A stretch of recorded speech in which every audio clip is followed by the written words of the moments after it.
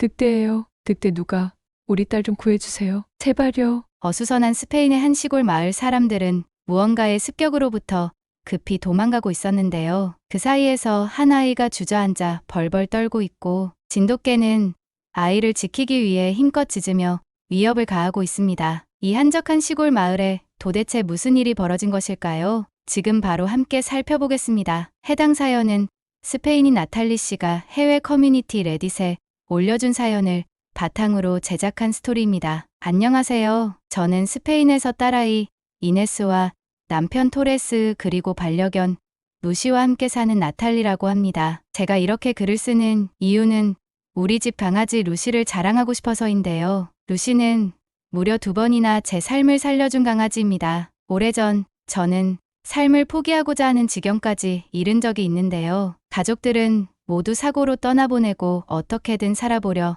매달리며 일하던 회사에서는 그만두라는 소식을 전해들었죠. 그때 저는 신이 나를 버렸나라는 생각을 하기까지 이르렀는데요. 하루하루 고통 속에서 살아가던 어느 날 밖에 나가면 기분이 조금 풀릴까 싶은 마음에 잠시 밖을 나갔습니다. 정말 안 될 사람은 끝까지 안 되는 건지 큰 마음 먹고 나간 그날의 비가 엄청나게 내렸는데요. 마음을 접고 집으로 들어가려던 순간 어디선가 강아지 우는 소리가 들렸습니다. 저는 소리가 나는 곳을 가보았는데 그곳엔 아직 새끼티를 벗어나지 못한 강아지 한 마리가 서럽게 울고 있더군요. 그 강아지는 분명 일전에 시끄럽던 옆집 태국인 부부가 한국에서 데려온 것이라며 떠들던 강아지가 분명했습니다. 저는 강아지를 데리고 옆집 태국인 부부에게 향했는데요. 아무리 초인종을 눌러도 나오지 않더군요. 나중에 들어보니 태국인 부부는 하던 사업이 쫄딱 망해 도망치듯 태국으로 돌아갔다 했습니다. 강아지는 버려둔 채 말이죠. 어쩔 수 없이 집으로 들인 후 시간이 되면 보호센터에 맡기기로 했죠. 하지만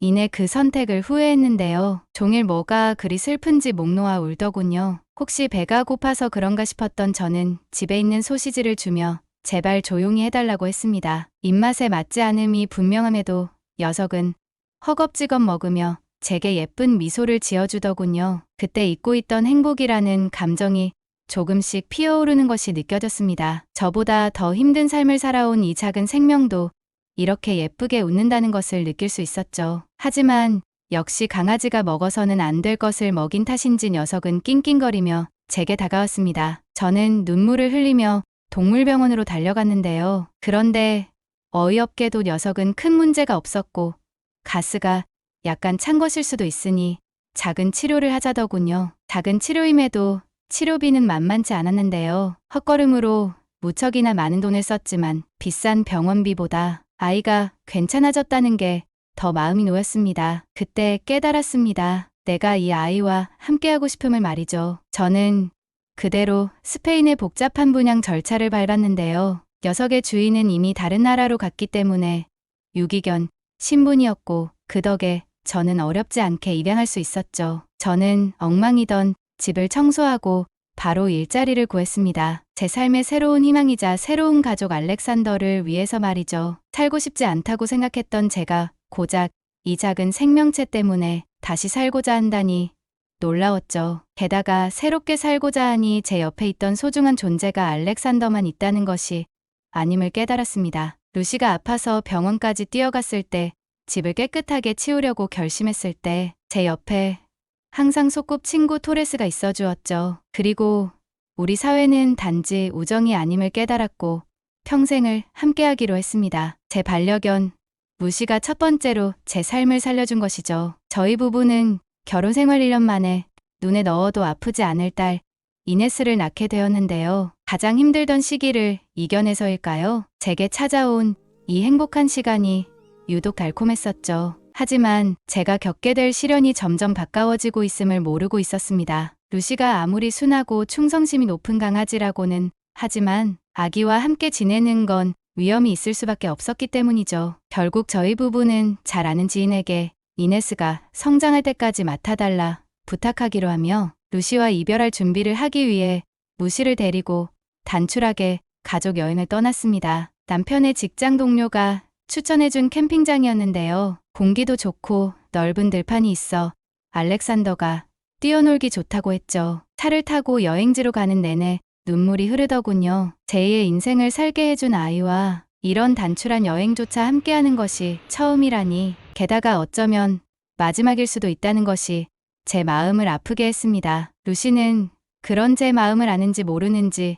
뒷좌석에서 해맑은 미소와 함께 연신꼬리를 흔들어댔습니다. 세상에서 가장 사랑하는 이네스를 품에 안고 있었지만 제 신경과 시선은 온통 루시에게 가 있었는데요. 조금이라도 루시와 함께하는 시간이 길었으면 좋겠는데 시간은 뭐가 이렇게 야속하게 흐르는지 모르겠더군요. 어느새 우리 가족은 캠핑장에 도착했습니다. 오는 내내 기분이 울적했지만 이번 여행이 끝나면 정말로 루시를 보내야 했기에 저는 최대한 웃으며 알렉산더를 대했죠. 루시가 기억하는 저의 마지막 모습이 슬픈 얼굴이길 바라지는 않았으니까요. 그렇게 저는 루시와 보내는 이 시간이 후회가 없도록 마음껏 즐겼는데요. 시간은 역시나 야속했습니다. 아직 제 마음에서 채 떠나보내지 못했는데 밤이 되었고 오늘 밤이 지나면 루시와 작별이라는 생각에 그만 눈물을 터뜨리고 말았습니다. 그런데 이게 무슨 일일까요? 남편 토레스가 제게 이제야 말해서 미안하다며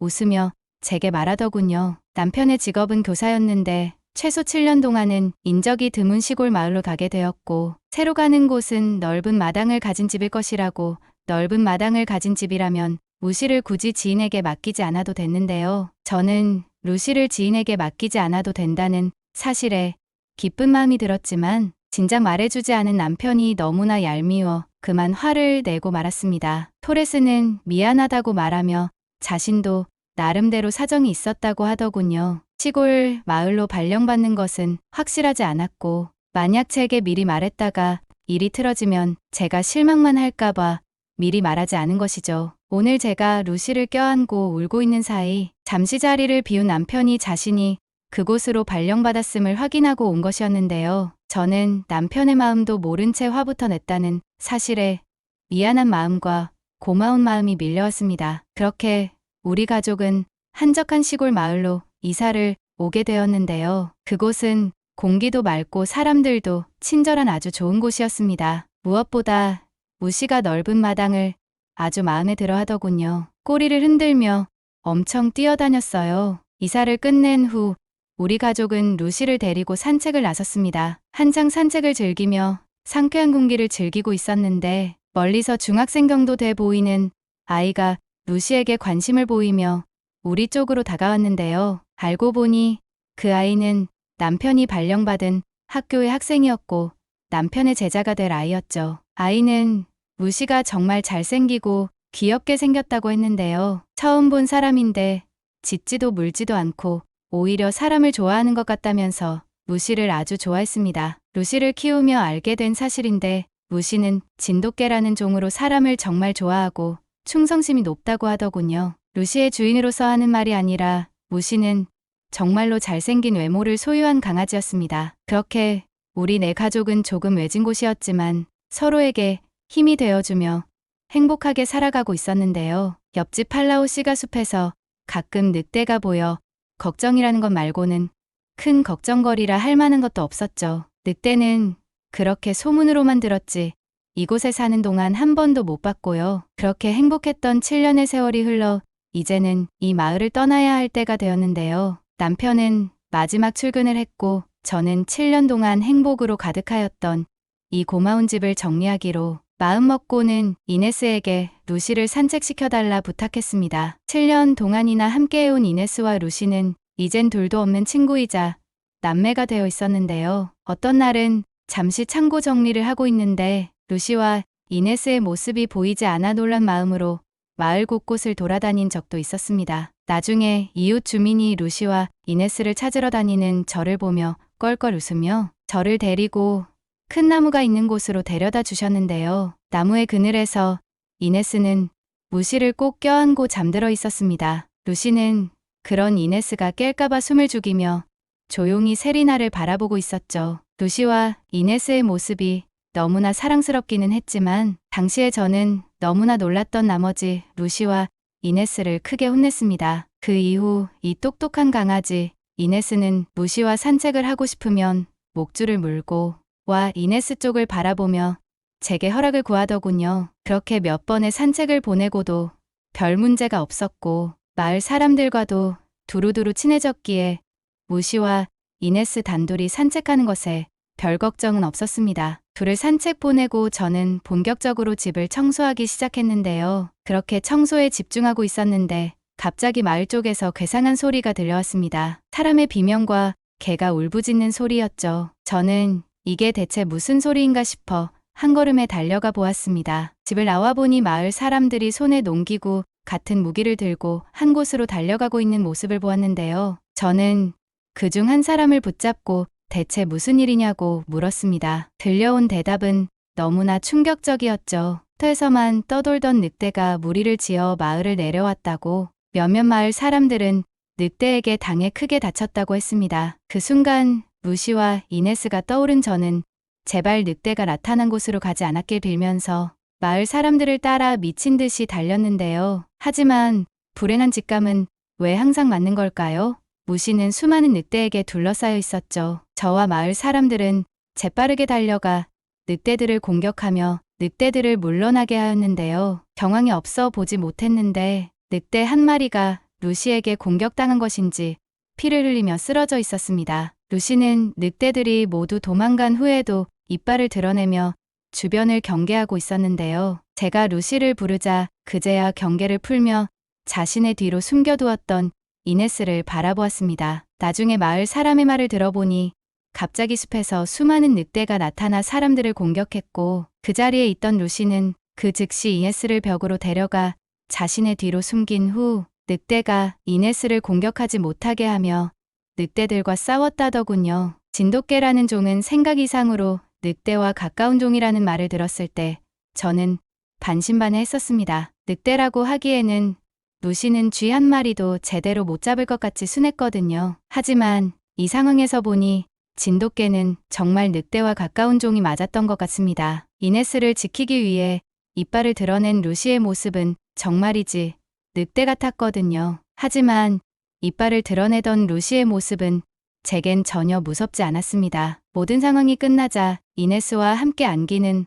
모습은 마치 너무 무서웠다고 제게 하소연하는 것 같았거든요. 만약 이네스가 잘못되기라도 했다면 아마 저는 정말 살아갈 수 없었을 것입니다. 루시는 그렇게 절 2번이나 살려준 것이죠. 루시는 이 사연을 쓰는 시점으로부터 한 달 전 먼저 우리 곁을 떠나 하늘에서 우리 가족을 지켜주고 있습니다. 제 삶을 2번이나 구해준 루시를 평생 잊지 않기 위해 사연을 보내봅니다. 지금까지 감동적인 해외 사연을 전하는 감동 시그널이었습니다. 즐겁게 보셨다면 댓글로 여러분의 소감을 남겨주세요. 구독과 좋아요, 알림 설정은 영상을 제작하는데 많은 도움이 됩니다. 더욱더 좋은 영상으로 찾아뵙겠습니다. 끝까지 시청해주셔서 감사합니다.